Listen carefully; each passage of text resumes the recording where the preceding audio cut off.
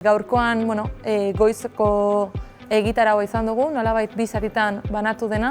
Lehenengo eta behin Marta Sandoval Mena Madrilgo Autonomatikan etorri den doktorea da, berak nolabait ikerketaren arlotikan koirakaskuntzaren hainbat alor, hainbat onura eta aldi beran hainbat erronkare partekatu ditu gurekin.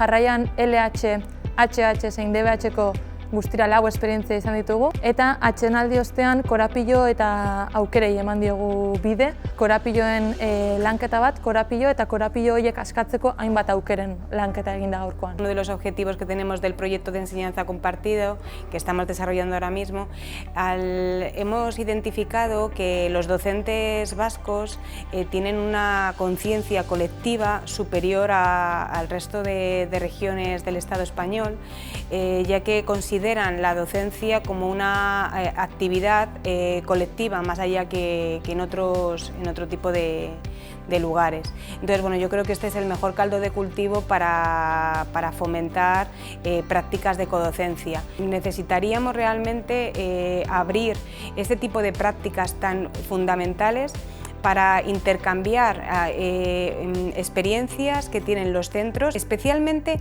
para saber lo que hacen los demás y para verse también apoyados en un plano emocional.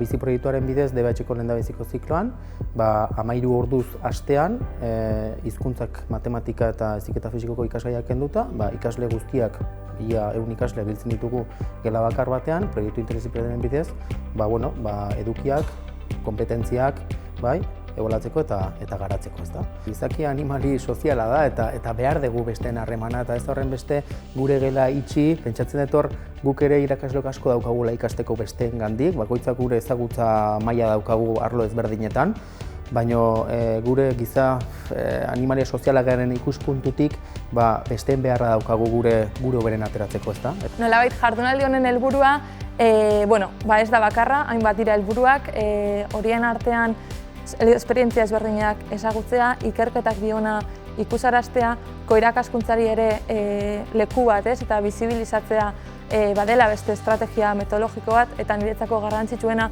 ulertzea bi irakasle gelan egotea eta koirakaskuntza ezberdina dela, baina baita ere irakasle bat, hau da, bat gehi bat, bi baino gehiago direla.